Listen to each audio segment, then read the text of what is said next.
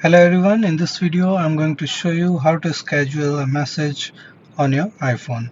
So first of all, open up the Messages app. Now click on the right message icon at the top right corner. Now enter the person name who you want to send a schedule message.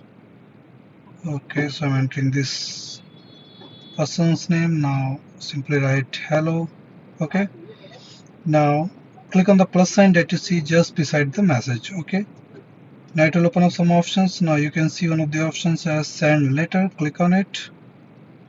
Now choose the date and time. Suppose I'm going to choose this one and the time 11 o'clock in the night. Okay, once you do this, click on send here. Alright, maybe message not delivered. Maybe there is a problem with the iMessage in my phone, but it will be delivered at your set date and time. Okay, so this is how you can do it. So thank you for watching the video. Please like it and subscribe to my YouTube channel. Thank you.